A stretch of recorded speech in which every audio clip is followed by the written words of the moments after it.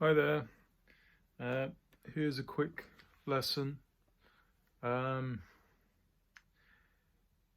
Usually the way that I begin, so I'm doing, as I mentioned in the previous video, I do one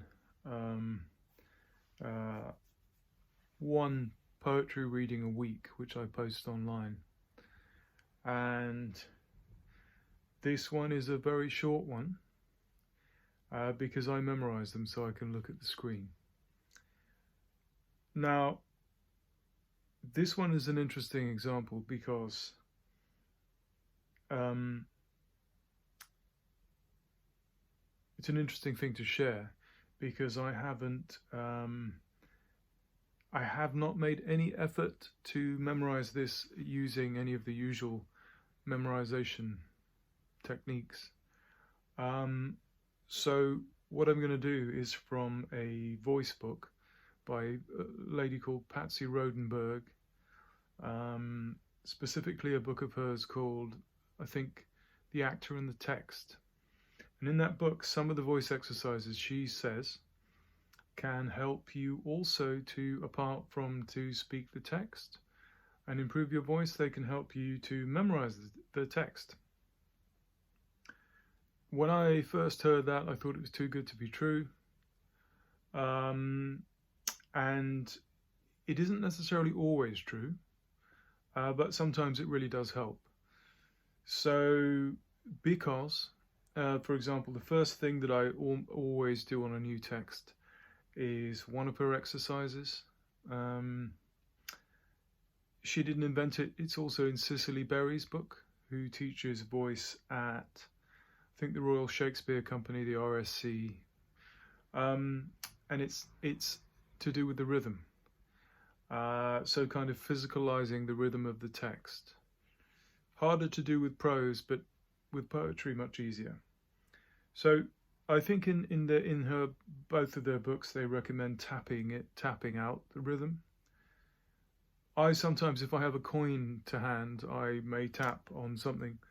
I don't have a coin to hand here, so I'm going to just knock on a piece of wood here.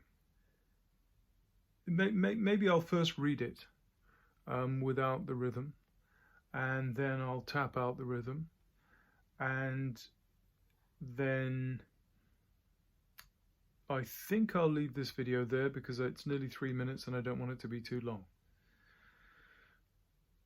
And I may put extra information in the description text. So I'll read it twice. Once normal. This is the first time I've read this. Once normal and once with the tapping. The General by Siegfried Sassoon. Good morning, the General said. When we met him last week on our way to the line. Now the soldiers he smiled at are most of them dead. And we're cursing his staff for incompetent swine.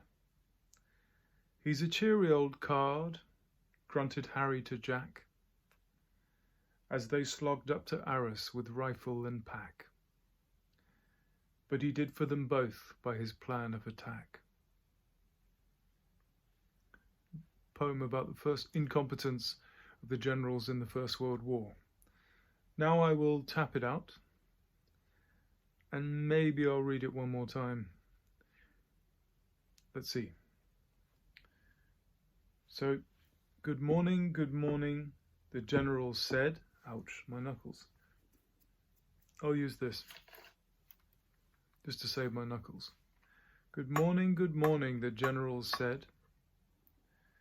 When we met him last week on our way to the line. Now the soldiers he smiled at are most of them dead. And we're cursing his staff for incompetent swine. He's a cheery old card, grunted Harry to Jack, as they slogged up to Arras with rifle and pack. But he did for them both by his plan of attack. In case you are not sure whether rhythm can help memorization, I just remembered that I had an audition for the Royal Academy of Drama when I was maybe 20, I don't know, 5. And we had to do 2 pieces, and one was a classical piece, Shakespeare and so on, which is very rhythmic, iambic pentameter. And the other one was a piece of modern play, Pinter. And I found at the audition I completely forgot the Pinter, the lines, but I remembered the Shakespeare, and I attributed that purely to the rhythm. So rhythm can help memorization, and this is one way to emphasize the rhythm.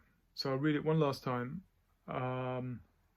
Usually when I apply any of these exercises, I then speak the text again naturally afterwards to see if it's changed in any way.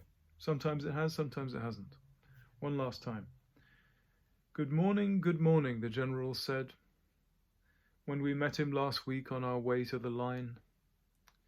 Now the soldiers he smiled at are most of them dead, and we're cursing his staff for incompetent swine. He's a cheery old card, grunted Harry to Jack, as they slogged up to Arras with rifle and pack. But he did for them both by his plan of attack. I hope that helps in some way. I may put additional information in the notes.